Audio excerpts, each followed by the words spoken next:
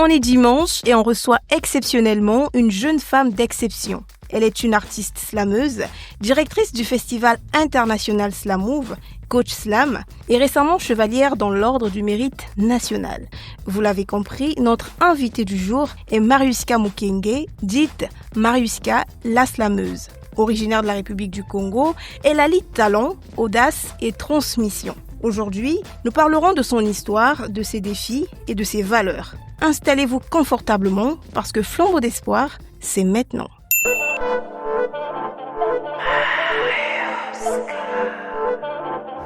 Tu n'as pas l'argent pour payer une art, tu n'es pas garçon. Bonjour Mariuska. Bonjour Flambeau d'espoir, bonjour Christevie. Comment allez-vous? Ça va bien, merci. On espère que de ton côté aussi ça va.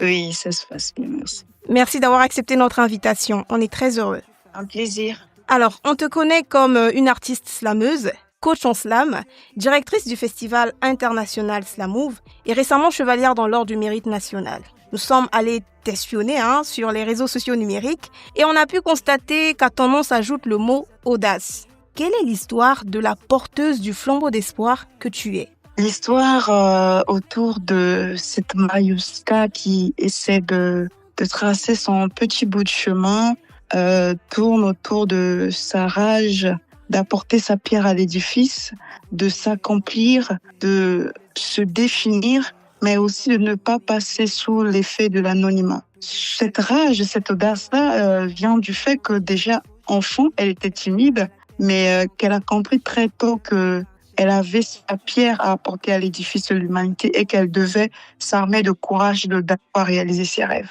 Ok. Quand on regarde ton parcours, on a l'impression que tout est allé très vite.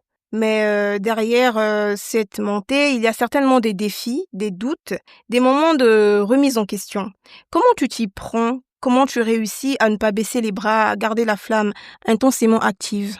Je pense pas que les choses vont aussi vite, C'est juste que ces 2, 3, 4, 5 dernières années, on a plus de lumière. Mais sinon, Mariuska, avec l'art, c'est depuis 2009 et avec le slam depuis 2013. Donc, ça fait un bon moment déjà. Mais le secret, je ne saurais dire, c'est travailler juste avec passion, avec dévotion. Ça là, ça ambila, ça là, et se donner la chance de rêver grand et d'oser grand. Sinon, rien n'est facile, rien n'est difficile, mais tout est possible. Ok. Tu es slameuse et tu diriges le festival international de slam, Slamove. Tu formes des jeunes, tu multiplies des initiatives autour de la parole. Tu es très sociale en tout cas. Pourquoi cette envie de transmission et de création d'espaces d'expression? Et déjà parce que je me suis rendu compte d'une chose, qu'un art qui ne se transmet pas se meurt. Et si le slam est mort avant moi, je n'aurais pas eu cette grâce, cette chance aujourd'hui de pouvoir m'appeler slameuse. C'est parce qu'il y a eu un slameur, Prodige Éveil, qui m'a transmis cet art qu'aujourd'hui, moi, je peux m'appeler slameuse. Et en guise de reconnaissance, je me dois aussi de transmettre aux autres. Il y a cette raison. Il y a aussi une autre raison, comme quoi je me suis rendu compte très tôt qu'il y a assez de potentiel au Congo. Il y a de talentueux, de talentueuses artistes slameurs et slameuses. Et il serait dommage de ne pas avoir des activités qui pourraient permettre aux artistes de pouvoir s'exprimer. D'où notre intérêt, quand je parle de notre, c'est-à-dire moi et l'association Samouraï, donc mon équipe, on s'est dit qu'il était important de pouvoir organiser des activités, notamment un festival, qui pourrait servir de plateforme d'expression pour non seulement pérenniser le slam, mais aussi ouvrir le slam congolais à l'échelle internationale. Et par la même occasion, donc, créer une nouvelle élite des slameurs et slameuses. Ok, félicitations en tout cas. Merci beaucoup. En février dernier, la délégation de l'Union européenne t'a choisi pour être la marraine de sa cohorte intitulée Toza Bilenge en lingala et en français Nous sommes jeunes. Un peu plus tôt, tu as assuré la présidence du jury de la 9e édition, si je ne me trompe pas, du concours de plaidoirie et d'éloquence de la même institution. Tu es vraisemblablement aux côtés des jeunes comme toi, à travers tes projets personnels et ceux d'autrui. Que cherches-tu à éveiller et à relever chez les jeunes que tu accompagnes? J'ai envie d'être pour eux cette grande sœur que je n'ai peut-être pas eue pour moi. j'ai envie de pouvoir, non pas seulement passer le témoin, mais allumer la flamme, parce qu'aujourd'hui, le Congo est un pays pétri de talent énormément. Mais très souvent, il nous manque parfois juste des modèles, juste des boussoles pour que notre flamme puisse encore donner plus de lumière. Mais encore parce que en tant que jeune, j'ai bien conscience que seul on va vite, mais ensemble on va plus loin. Et en apprenant aux autres, j'apprends aussi, parce qu'on se nourrit aussi du savoir des autres en transmettant le savoir. Pour moi, en tant que jeune, je souhaite être le changement que je souhaiterais voir dans le monde, ce qui m'implique ou ce qui m'emmène à avoir assez des activités avec les jeunes, à accompagner les jeunes autant que je peux, parce que moi-même aussi je suis jeune et demain, après-demain, j'aurai peut-être aussi besoin qu'on m'accompagne, pas que j'aurais forcément et toujours besoin d'être accompagnée. Et je vais toujours dans la logique de faire aux autres ce que je veux qu'on fasse aussi pour moi. Allumer la lumière pour pouvoir passer le flambeau. En tout cas, ça correspond vraiment à ce que nous sommes en train de faire là. Alors, Mariuska, le slam, c'est une affaire de cœur, de conviction et de message.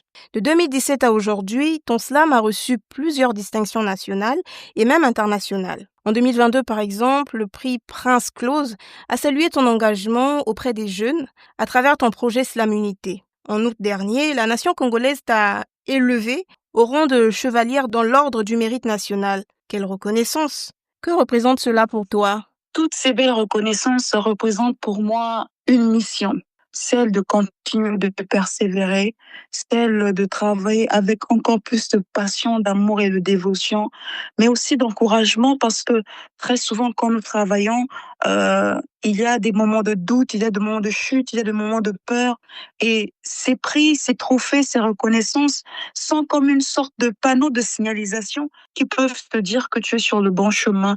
On voit ce que tu fais, on reconnaît ce que tu fais. Et ça booste, ça fortifie, ça gratifie. Donc, je suis remplie de reconnaissance, mais aussi je sais que c'est une responsabilité. Parce que plus on connaît ton travail, plus tu dois travailler encore plus dur et encore mieux. Ah, merci, tu as répondu à ma question parce que justement, j'allais te demander si quelquefois ça ne représente pas une charge pour toi de savoir que j'ai reçu telle ou telle distinction. Plutôt responsabilité que charge, parce que j'aime toujours voir le verre à moitié. Enfin, un lourd poids. Oui, je prends ça plutôt comme étant une responsabilité, une mission, mais aussi un soutien moral, pour ne pas dire spirituel. Parce que lorsqu'on a ce que tu fais, ça veut dire qu'on est avec toi et qu'il faut pas lâcher, il faut pas abandonner. D'accord. Ton actualité, c'est aussi Audace Tour, un ensemble de tournées médias, de prestations scéniques et de résidences de création en RDC, en République du Congo, en Suisse, en France, au Sénégal, en Italie, en Chine et en Belgique. Comment ça se passe? Ça se passe très bien, je rends grâce à Dieu, je remercie mon équipe et toute la famille, mais aussi toutes ces personnes qui nous accompagnent, qui nous soutiennent. En tout cas, c'est un projet qui m'apprend beaucoup, qui est en train de me faire grandir tant artistiquement qu'humainement. Et vraiment, je suis reconnaissante envers toutes ces personnes qui sont en train d'apporter leur partition, d'apporter leur part à l'édifice pour que ce projet de tournée internationale, pour ne pas dire tournée mondiale, ait tout son sens. Je disais en début d'émission que tu inspires l'audace et le travail. Après avoir livré un concert live de taille, je tiens à le préciser, au Palais des Congrès de Brazzaville l'année dernière, ton équipe et toi, vous vous êtes mis au défi de réussir un concert ce 28 novembre au 360 Paris Music Factory en France. C'est un concert signé Ted Morgan Productions, je souligne. Qu'est-ce que cette étape de plus symbolise pour toi? Parle-nous des préparatifs, mets-nous un peu dans le bain. Déjà, merci pour la question. Ce concert sera un psychomossant parce que on traverse assez de challenges, assez de défis, mais on est confiant que la victoire est au bout de l'effort et que l'audace a du mérite. Donc, nous sommes en train de persévérer, on est à la fois en train de faire des répétitions, on est sur le terrain en train de sensibiliser, de communiquer, de vendre les tickets, mais aussi on est en mode média tour aussi.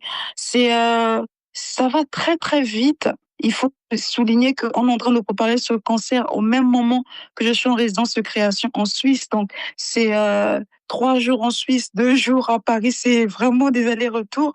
Mais c'est pour ça que je disais justement que cette étape de ma carrière, s'il faut dire ça comme ça, est en train de beaucoup m'apprendre, tant humainement, tant artistiquement et même spirituellement.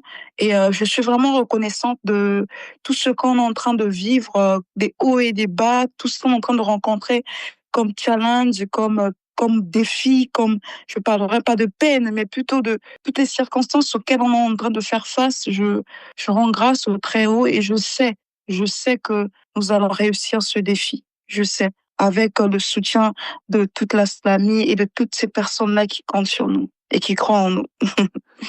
Ça va bien se passer. Alors, qu'est-ce que tu attends du public français? J'attends qu'ils répondent présent. En tout cas, c'est la première chose. J'attends qu'ils soient là ce 29 novembre parce que nous apportons dans cette salle pas que du slam, mais des histoires de vie, des émotions à partager, des expériences de vie. Et j'ai hâte de pouvoir partager ce moment de psychomotion avec eux. Vraiment, qui viennent vivre par eux-mêmes cette expérience de vie, cette page de notre histoire que je souhaite qu'on puisse écrire ensemble. J'ai hâte de les rencontrer en vrai, en live. Super. Tes vers sont invités dans des événements culturels, institutionnels, scolaires et j'en passe. Cela témoigne de leur pertinence et de leur qualité. On dit que sur scène, tu dégages une énergie extraordinaire. Comment tu te sens quand tu y es? Quand je suis sur scène, je me sens plus que vivante. Je me sens plus que exister. La scène, c'est mon bureau. La scène, c'est mon espace de vie, mon instant de bonheur, parce que c'est le moment où j'écris ma part d'immortalité dans le cœur de tous ceux qui m'écoutent. La scène, c'est un moment magique pour moi. Et c'est une vitrine où je fais aussi passer non seulement mes messages, mais aussi je réconforte, je donne un peu d'espoir, en tout cas le peu que j'ai. C'est la scène, c'est mon paradis sur terre. On sent que c'est une slameuse qui parle, qui s'exprime là. La scène est féerique, là.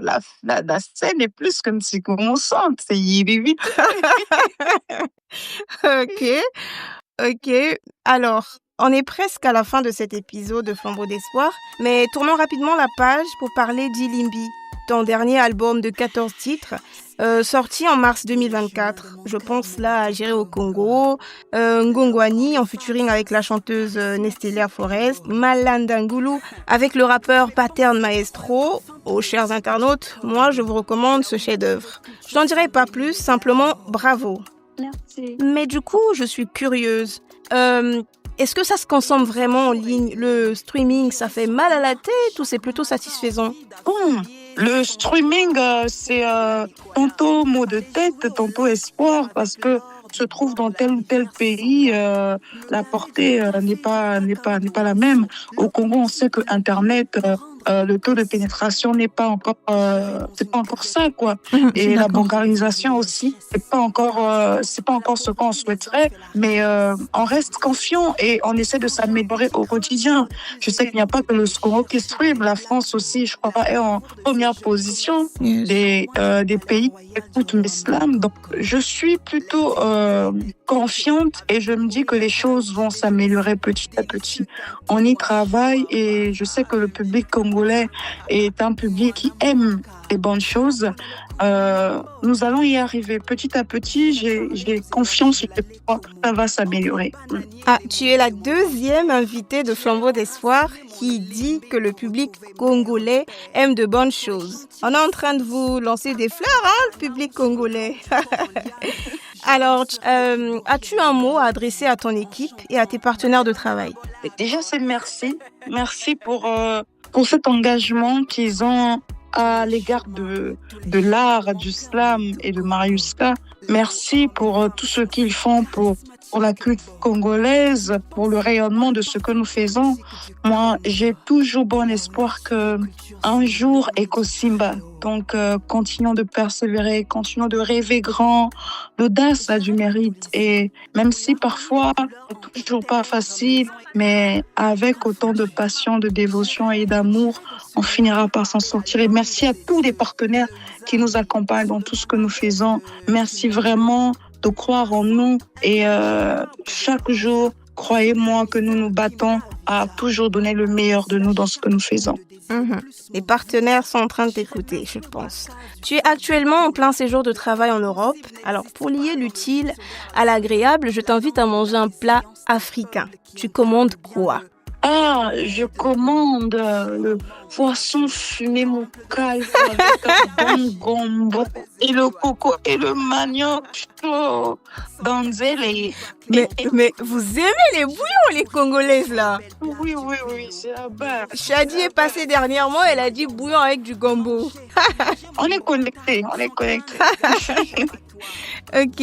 En place, ça va. Du coup, ce sera avec du foufou ou du manioc? Si c'est le manioc, ça doit être un manioc chaud. Maintenant, si c'est le fou, il faut aussi que ce soit un fou chaud, mais fait par moi-même. Ok. Bah écoute, merci beaucoup. On est à la fin de cet épisode. Merci d'avoir disposé du temps pour Flambeau d'Espoir. On a été ravis d'échanger avec toi. Le plaisir était le mien. Suka Eko Makate Ekomi. C'était une façon de dire que nous sommes à la fin de notre échange. Merci encore une fois, Mariuska, d'avoir accepté de partager ta lumière avec nous. Que le flambeau continue de briller à travers toi et qu'il éclaire davantage toutes tes initiatives. Excellent concert de l'audace, Madame la Chevalière.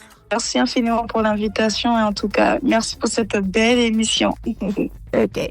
Big up à notre technicien multitâche, Jude Authentique, sans qui on aurait du son sans âme et des images sans éclat. Merci à One Mic Music pour son cadre.